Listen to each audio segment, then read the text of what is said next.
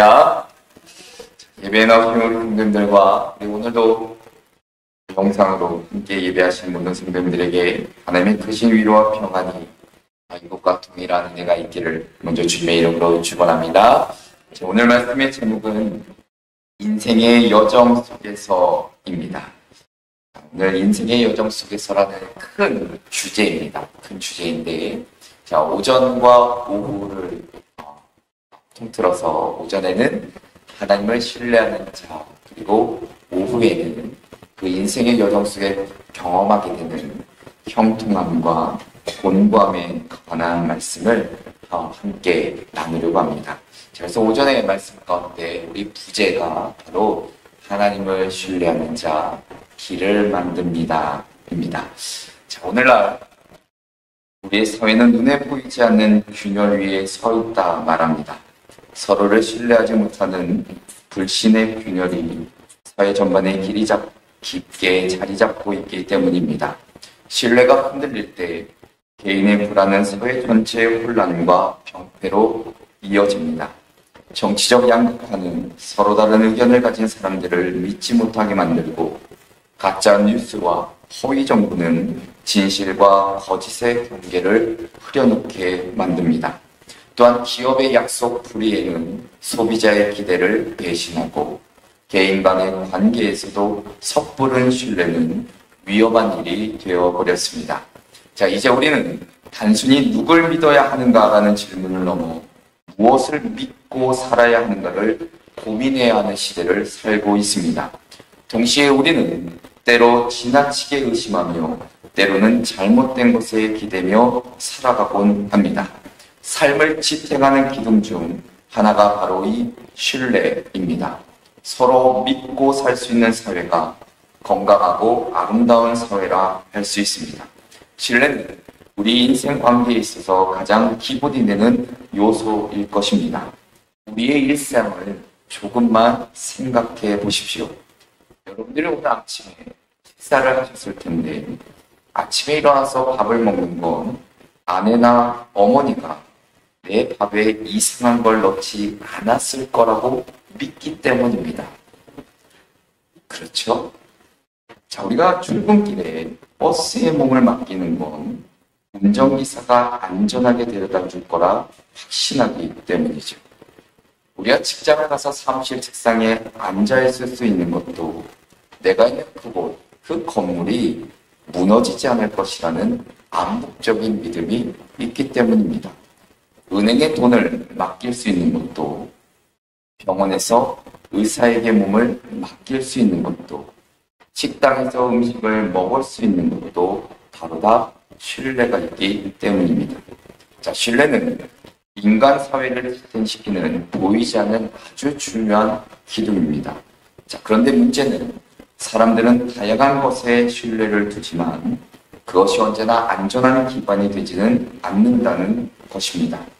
우리가 주로 신뢰하는 것들이 무엇이 있을까요?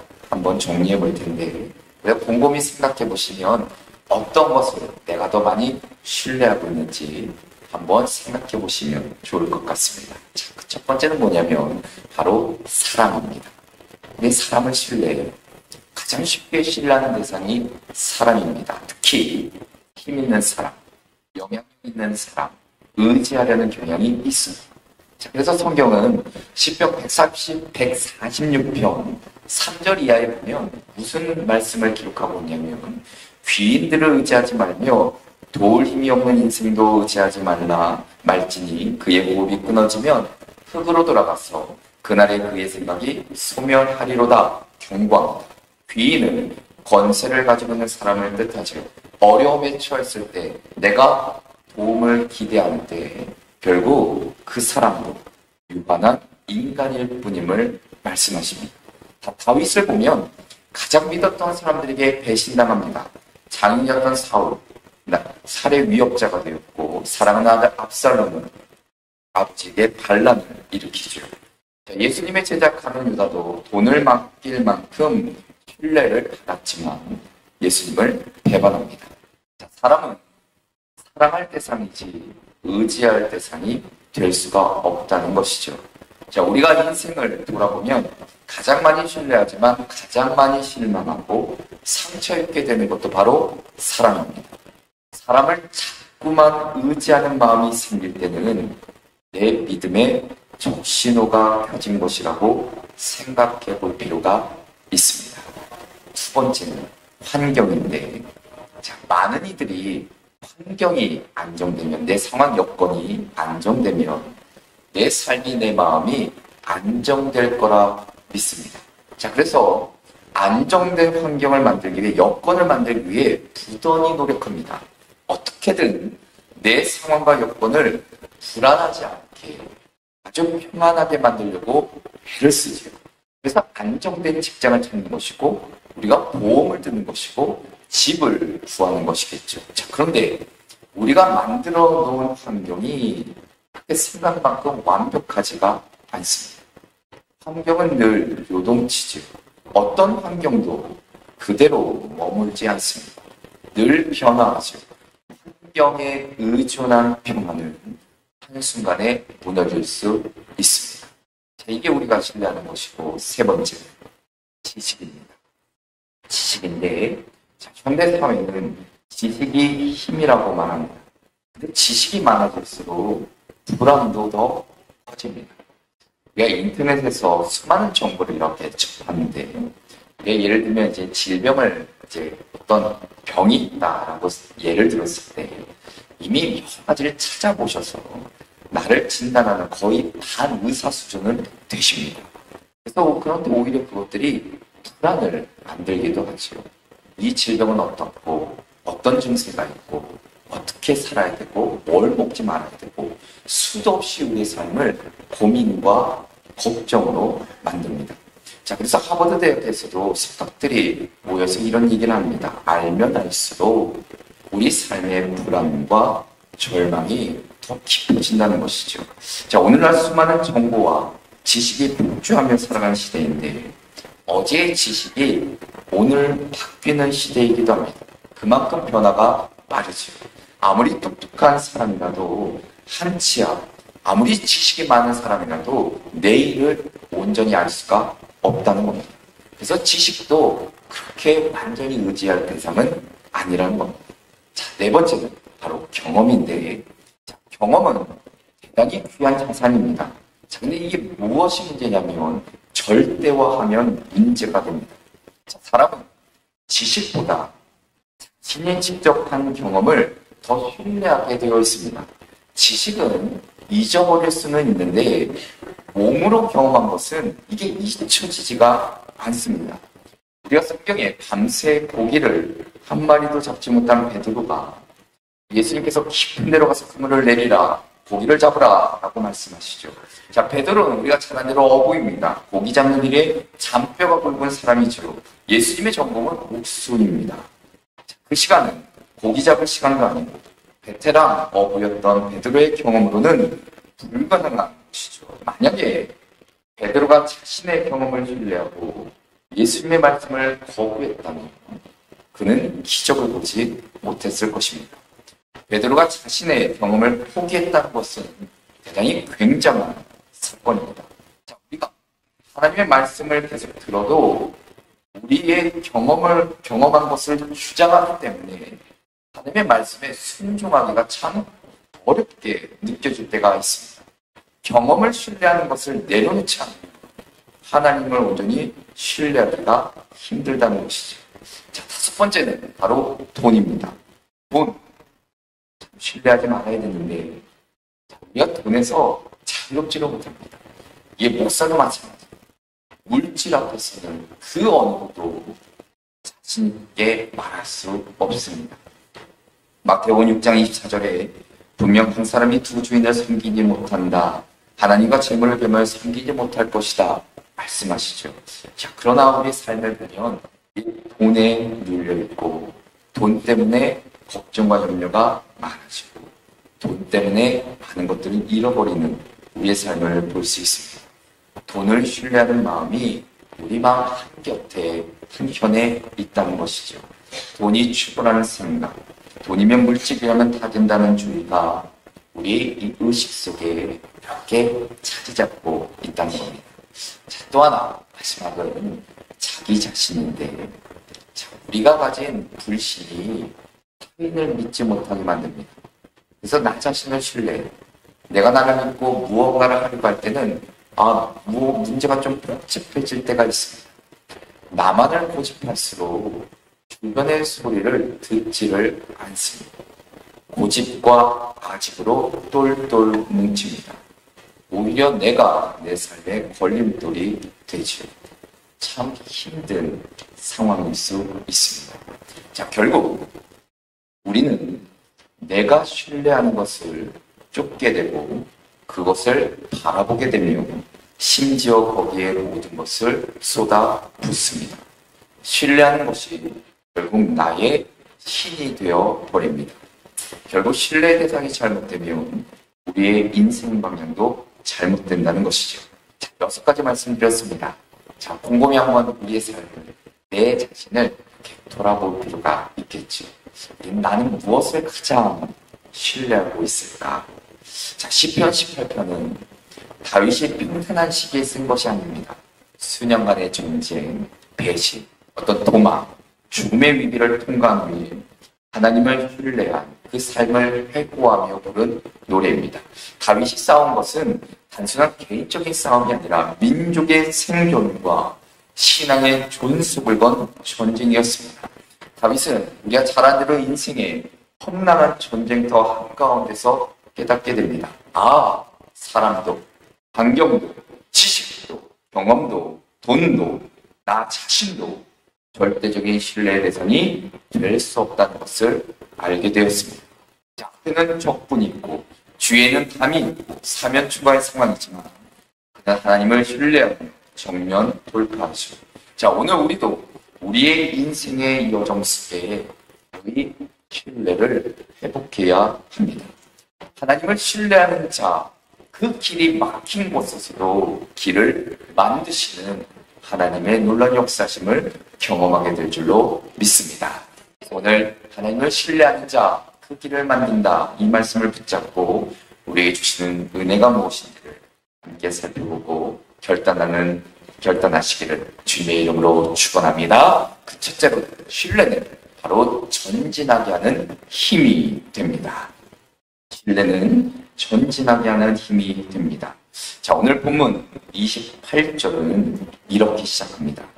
주께서 나의 등불을 켜시며 여호와 내 하나님이 내 흑암을 밝히시리이다. 자, 다윗은 인생을 흑암으로 표현합니다. 자, 억울한 운명, 권력자의 질투, 생명의 위협, 사방을 둘러싼 적군들. 하지만 그가 그 어둠 속에서 무엇이라고 고백하냐면 주께서 나의 등불을 켜셨다 라고 고백합니다.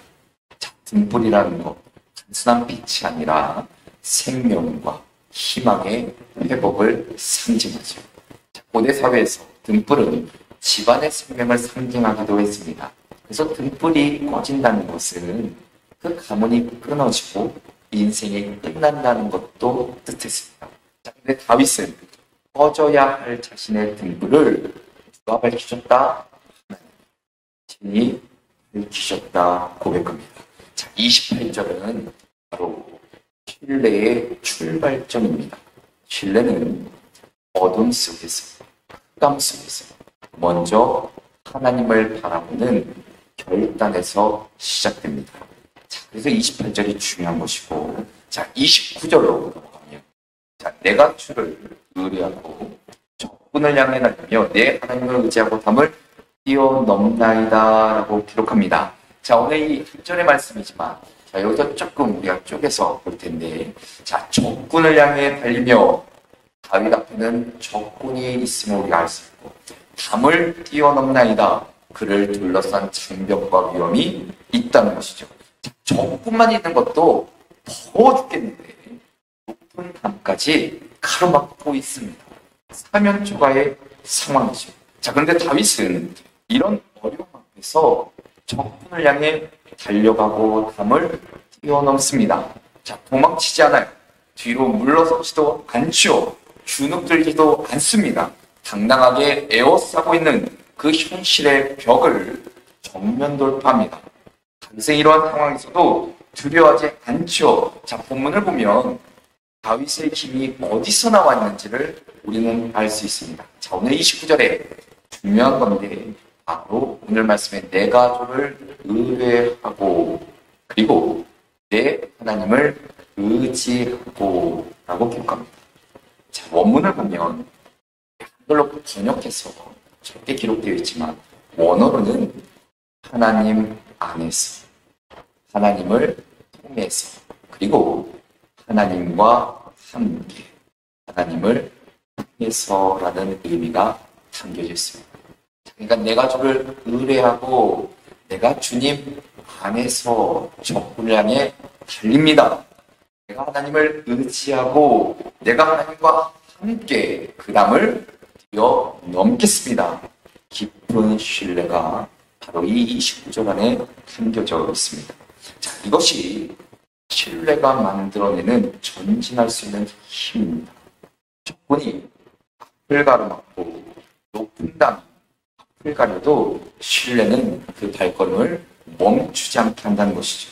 자, 전진이 가능하다는 것, 상황과 여건이 쉬워졌다는 뜻 아닙니다. 상황은 그대로인데 하나님에 대한 신뢰가 우리를 두려움의 그 자리에서 행동의 자리로 옮기는 겁니다. 그래서 브레넌 매닝이라는 사람이 신뢰라는 책을 썼는데 그 책을 보면 이렇게 기록합니다. 하나님을 전폭적으로 신뢰하는 것을 제2의 두 번째 회심이라고 한다라고 적습니다. 자, 그러니까 회심은 처음 내가 예수님을 믿고 주님께 돌아오는 것, 그것인데 이 브레넌 매닝은 하나님을 전폭적으로 신뢰하는 것, 이것이 두 번째 회심이라 말합니다. 자, 우리가 신앙생활하면서 전능하신 하나님을 교리적, 지식적으로 알고는 있지만 현실 앞에서 하나님을 전적으로 신뢰하지 못하면 늘 우리는 불안정한 신앙생활을 할 수밖에 없다는 겁니다. 신앙이 한 단계 더 성장하는 순간 바로 하나님을 전적으로 신뢰할 때이죠. 우리 삶에는 확실한 것 아무것도 없습니다. 누구도 내 미래를 온전히 알 수는 없지요. 주일날 예배를 마치고 돌아가며 내일부터 삶의 현장에서 수많은 문제들과 그리고 예측할 수 없는 생존의 치열한 싸움을 할 수밖에 없습니다. 그러다 보니까 말씀은 멀게 느껴지고 현실은 왜 이리 가까이 다가와 있는지, 이때 우리가 붙들어야 될 하나는 하나님을 얼마나 신뢰할 것인가입니다. 다윗도 왕으로 기름 부음을 받았지만 현실은 그 말씀과 그 약속과 점점 멀어졌지요. 그러나 그는 하나님에 대한 전적인 신뢰를 놓치지 않았다는 것입니다. 앞서 설명드린 6가지. 우리가 그 6가지를 얼마나 신뢰하고 있는지를 다시 한번 돌아보시면서 하나님을 향한 전적인 신뢰가 우리 가운데 있게 되기를 주님의 이름으로 축원합니다. 두 번째는 신뢰는 우리의 삶을 완전하게 인도합니다. 신뢰는 우리의 삶을 완전하게 인도합니다. 자, 30절에 말씀을 보면 하나님의 도는 완전하고 여호와의 말씀은 순수하니 그는 자기에게 피하는 모든 자의 방패시로다 라고 기록하고 있습니다. 자, 본문은 신뢰가 단순한 마음가짐에 그치지 않고 우리의 삶 전체를 인도하시는 하나님의 실제적인 역사임을 보여주는데, 자, 하나님의 길, 여정입니다. 하나님의 길, 여정, 그것이 완전하다 표현합니다. 하나님이 인도하시는 길은 흠이 없고 목적에 합당하고 안전하게 우리를 이끄는 여정이라는 것이죠. 자, 순수한 하나님의 말씀은 흔들림 없이 우리의 삶을 바르게 인도하시고 신뢰는 그 여정을 따라가는 우리의 마음과 행동을 더욱 단단하게 만들어줍니다. 자, 그러니까 신뢰의 삶이라는 것은 완전한 길을 가시는 하나님께 피하는 삶입니다. 오늘 이 말씀처럼 하나님이 우리의 방패가 되어주신다, 이 확신이 있을 때 우리는 눈앞의 적을 향해 달려갈 수 있는 겁니다. 자, 다윗은 이런 완전하신 인도하심을 경험했죠. 삶의 순간순간 하나님께 의지하며 행동했습니다. 작은 일상이든 큰 위기든 하나님께 피하는 경험이 쌓여서 평범한 일상 속에서도 하나님을 향한 신뢰를 잃어버리지 않았습니다. 31절의 말씀에 다윗은 이렇게 선언하는데 여호와 외에 누가 하나님이며 우리 하나님 외에 누가 반석이냐. 반석이라는 것, 고대 근동에서 아주 군사적인 요새, 안전한 은신처이지요. 자, 이스라엘 사람들은 사막의 그 광야 전쟁에서 절벽과 바위 틈이 가장 안전한 방어막이 된다는 것을 잘 알고 있었습니다. 자, 그러니까 다윗의 고백은 하나님만이 내가 숨어 쉴 수 있는 절대적인 방어벽이라는 것을 말씀해 주시죠. 자, 우리는 여기서 신뢰가 어떻게 형성되는지를 반드시 보셔야 되는데, 자, 신뢰는 단순한 마음의 내 감정, 이것이 아니라 반복되는 경험 속에서 쌓이는 확신입니다. 반복되어 쌓이는 경험 속에 쌓이는 확신. 자, 수많은 위기 속에 다윗은 반복해서 하나님을 경험합니다. 양치던 시절의 맹수와의 싸움, 골리앗 앞에서의 전투, 사울의 추격, 압살롬의 반역, 모든 상황에서 하나님은 한 번도 그를 버리지 않으셨죠. 그 반복되었던 하나님이 온전히 피난처 되어주시고 안전한 숨을곳 되어주신 그 증거가 바로 다윗의 신뢰를 만들어 갔죠. 자, 32절에 다윗은 또한 이렇게 고백하는데 이 하나님이 힘으로 내게 띠띠우시며 내 길을 완전하게 하시며 라고 기록합니다. 우리가 띠띠운다. 군인에게 무기와 장비를 착용시켜 전투 준비를 완벽하게 만드는 행동을 뜻합니다. 그러니까 하나님은 단순히 우리를 위로만 하신 분이 아니라 그 전투를, 싸움, 전쟁을 준비시키시고 우리 위기를 돌파할 힘을 주시는 분이라는 겁니다. 자, 그런데 중요한 것은 이 힘은 위기 순간에 갑자기 주어진 것이 아니라 평소의 훈련을 통해 길러진다는 겁니다. 이게 중요한 거예요. 다윗은 평소에 하나님을 피난처로 삼는 훈련을 했던 거예요. 광야에서, 동굴에서, 심지어 자신의 독이 시글락이 불타 사라질 때도 하나님께 먼저 나아갔다는 겁니다. 하나님께 피했다는 위기 때 피난처로 달려가는 것은 평소에 그 길을 걸어본 사람만이 할 수 있습니다. 절대 경험하지 않는 자들은 위기가 닥쳤을 때 하나님께 피하지를 못하죠. 33절에 다윗은 이렇게 고백하는데 나의 발을 암사슴 발 같게 하시며 나를 나의 높은 곳에 세우시며 라고 기록합니다. 이 암사슴이라는 동물을 생각해보면 절벽 위에서 이렇게 안정적으로 서 있지요. 그런 발굽을 가진 동물입니다. 단순한 안정감이 아니라 험한 환경에서도 흔들리지 않는 내 힘이겠죠. 하나님은 바로 그 평소의 훈련을 통해 우리가 인생의 절벽을 걷는다 할지라도 떨어지지 않도록 우리에게 능력과 지혜를 주신다는 것을 우리에게 일러주고 깨닫게 해주고 계십니다. 자, 신뢰는 하루아침에 완성되지 않습니다. 우리 하나님의 그 말씀과 기도로 늘 하나님께 피하는 평소의 훈련이 있어야 되는 것이고 작은 문제 속에서도 하나님께 맡기고 해결하심을 경험하는 반복과 반복이 쌓이고 쌓일 때 우리의 위기가 닥쳐오는 그때 하나님께 달려갈 수 있다는 겁니다. 그리고 그 하나님은 우리의 반석이 되어주시죠. 이 신뢰가 우리의 삶을 흔들리지 않게 하실 것이고 가장 어두운 때에 우리가 거기서 주저앉거나 절망하거나 낙심하는 것이 아니라 바로 전진하게 하는 힘이 된다는 것을 잊지 마시고 어떠한 문제 속에서도 주님께 달려나가는, 주님께 피하는, 그래서 완전한 길로 인도함받는 저와 여러분 되시기를 주님의 이름으로 축원합니다. 끝으로는 신뢰는 승리케 하시는 하나님의 역사를 경험하게 됩니다.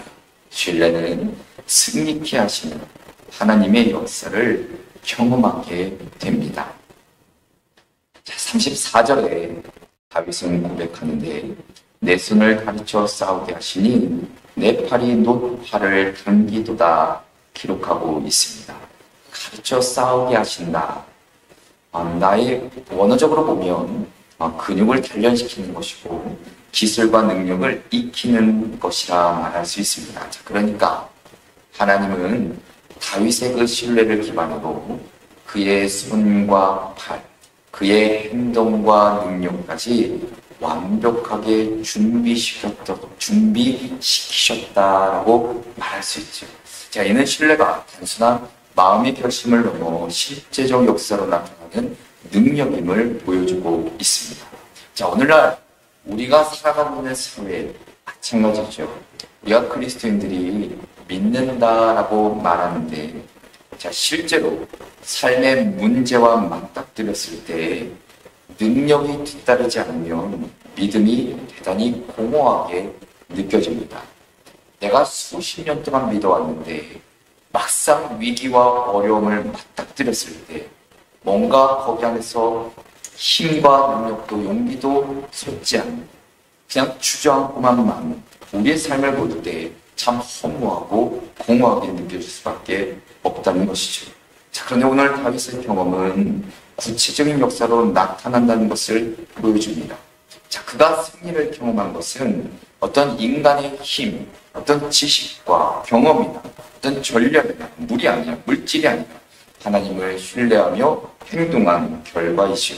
자, 35절의 말씀을 보면 또 주께서 주의 구원하는 방패를 내게 주시며 주의 오른손이 나를 붙들고 주의 온유함이 나를 크게 하셨나이다 라고 말씀하십니다. 구원하는 방패, 주의 오른손이 붙드신 위기 속에서 확실한 보호와 능력을 주시는 하나님의 역사하심을 우리에게 약속하고 계십니다. 방패는 단순한 방어 도구가 아니라 신뢰하는 자에게 주시는 안전과 승리의 도구입니다. 더 나아가선 주의 온유함이 하나님의 그 섬세한 돌보심과 그 은혜가 우리의 능력과 영향력을 확장시켜 주시는 그 놀라운 섭리를 보여주고 계십니다. 즉 신뢰는 하나님께서 우리의 삶을 적극적으로 강하게 능력 있게 승리하며 승리하는 삶으로 인도하신다는 증거이죠. 자, 그래서 36절의 마지막 절에 보면 내 걸음을 넓게 하셨고 나를 실족하지 않게 하셨나이다. 위험과 그 어려움 속에서 걸음을 넓게 하셨다. 자유롭게 내가 자유롭게 행동하며 승리할 수 있는 그 자리를 하나님이 우리에게 마련해 주셨음을 보여줍니다. 실족하지 않게도 하신답니다. 삶의 안전과 성취를 보장해 주신다는 것이죠. 자, 우리가 아무리 어려운 상황 속에 있더라도 하나님을 전적으로 신뢰할 때 우리는 흔들리지 않고 하나님의 그 계획 속에서 승리와 평안의 삶을 경험할 수 있다는 것입니다. 신뢰는 하나님을 전적으로 신뢰할 때 하나님은 우리의 손과 팔을 능력 있게 준비시켜 주실 것이고 방패와 오른손으로 붙들어 주시며 우리의 걸음을 넓게 하셔서 실족하지 않도록 만들어 주십니다. 오늘 드리는 우리의 예배가 그리고 우리의 기도가 우리의 삶이 하나님께 온전히 신뢰를 두고 또 하나님의 그 능력과 승리를 경험하며 살아가시기를 주님의 이름으로 축원합니다. 기도하시겠습니다. 우리의 삶을 인도하시는 하나님 아버지, 이 시간 내가 신뢰하는 것들, 사람과 환경과 지식이나 경험이나 물질이나 내 자신까지도 모두 내려놓게 하여 주시고 오로지 주님만을 전적으로 신뢰하며 살아갈 수 있도록 인도하여 주시옵소서. 내가 지난날 주님을 온전히 믿지 못하고 의심하며 부정하고 떠나 살았던 것을 용서하여 주시사 오늘 이 말씀을 통해 다시 한번 모든 것을 주님께 맡기고 결단하오니 주님만을 전적으로 신뢰하며 살아갈 수 있도록 우리의 심령을 붙들어 주시옵소서. 우리의 눈앞에 어둠과 두려움이 가득할 때에도 주님이 우리의 등불이 되어주시고 일상 속에서 작은 일에도 주님만을 온전히 의지하며 살아가게 해주시고 어려움 속에서도 피난처가 되어주시는 주님의 인도하심을 경험하게 하여 주시옵소서. 불안과 두려움들 모두 다 물리쳐 주시고 오로지 하나님의 안에 하나님과 동행하며 늘 승리하며 살아갈 수 있도록 인도하여 주시옵소서. 모시죠 읽고 예수 그리스도의 이름으로 기도합니다. 아멘.